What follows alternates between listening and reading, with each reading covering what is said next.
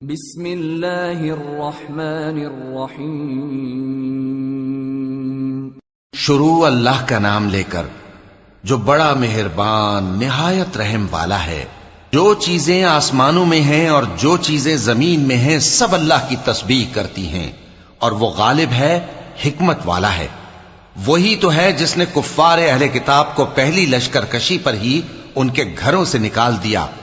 مسلمانوں، تمہارے خیال میں بھی نہ تھا کہ وہ نکل جائیں گے، اور وہ لوگ یہ سمجھے ہوئے تھے کہ ان کے قلعے ان کو اللہ کے عذاب سے بچا لیں گے، مگر اللہ نے ان کو وہاں سے آ لیا جہاں سے ان کو گمان بھی نہ تھا، اور اس نے ان کے دلوں میں دہشت ڈال دی کہ اپنے گھروں کو خود اپنے ہاتھوں اور مومنوں کے ہاتھوں سے اجاڑنے لگے۔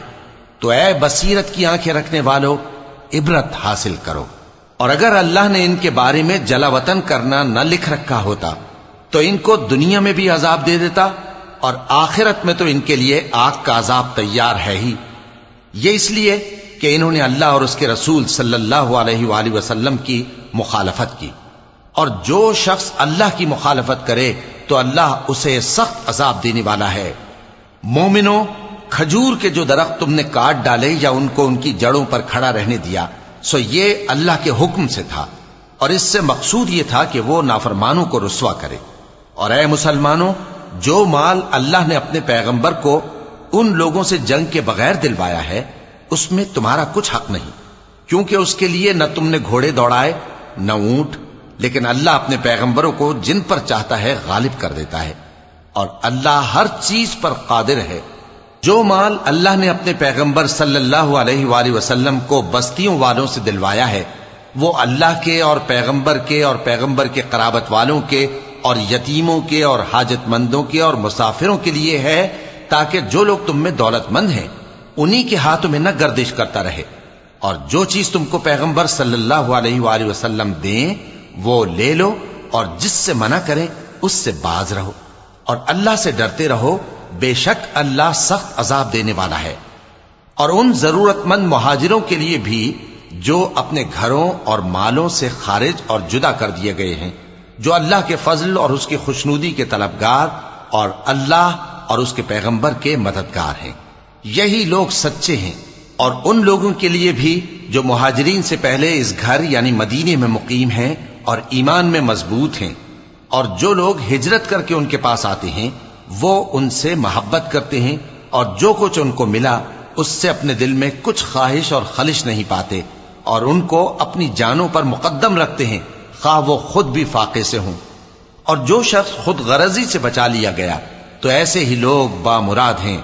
اور ان کے لیے بھی جو ان مہاجرین کے بعد آئے اور دعا کرتے ہیں کہ اے پروردگار، ہمارے اور ہمارے بھائیوں کے جو ہم سے پہلے ایمان لائے ہیں گناہ معاف فرما، اور مومنوں کی طرف سے ہمارے دل میں کینہ و حسد نہ پیدا ہونے دے۔ اے ہمارے پروردگار، تو بڑا شفقت کرنے والا ہے، مہربان ہے۔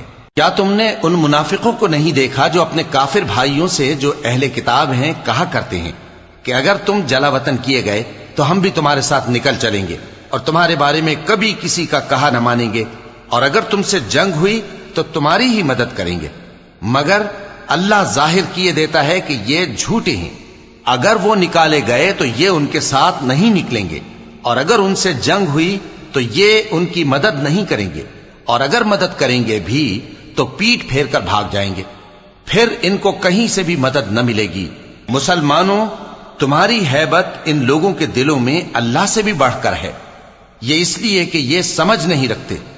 یہ سب جمع ہو کر بھی تم سے نہیں لڑ سکیں گے، مگر بستیوں کے قلعوں میں پناہ لے کر یا دیواروں کی اوٹ سے۔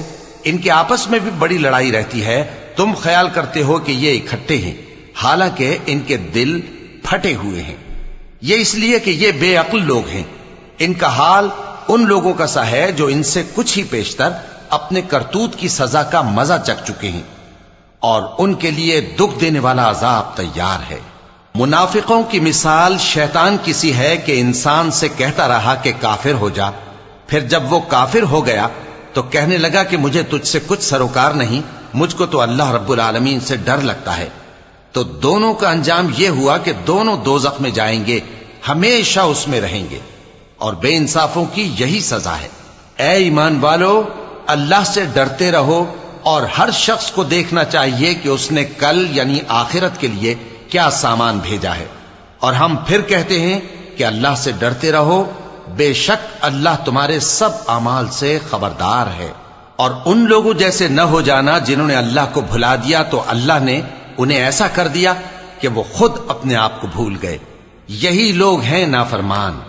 اہل دوزخ اور اہل بہشت برابر نہیں، اہل بہشت ہی کامیابی حاصل کرنے والے ہیں۔ اگر ہم یہ قرآن کسی پہاڑ پر نازل کرتے تو تم اس کو دیکھتے کہ اللہ کے خوف سے دبا اور پھٹا جاتا ہے، اور یہ مثالیں ہم لوگوں کے لیے بیان کرتے ہیں تاکہ وہ غور کریں۔ وہی اللہ ہے جس کے سوا کوئی معبود نہیں، پوشیدہ اور ظاہر کا جاننے والا، وہ بڑا مہربان ہے، نہایت رحم والا ہے۔ وہی اللہ ہے جس کے سوا کوئی عبادت کے لائق نہیں، بادشاہ حقیقی، ہر عیب سے پاک، سلامتی دینے والا، امن دینے والا، نگہبان، غالب، زبردست، بڑائی والا۔ اللہ مشرکوں کے شرک سے پاک ہے۔ وہی اللہ تمام مخلوقات کا خالق، ایجاد و اختراع کرنے والا، صورتیں بنانے والا، اس کے سب اچھے سے اچھے نام ہیں۔ جتنی چیزیں آسمانوں اور زمین میں ہیں سب اس کی تسبیح کرتی رہتی ہیں، اور وہ غالب ہے، حکمت والا ہے۔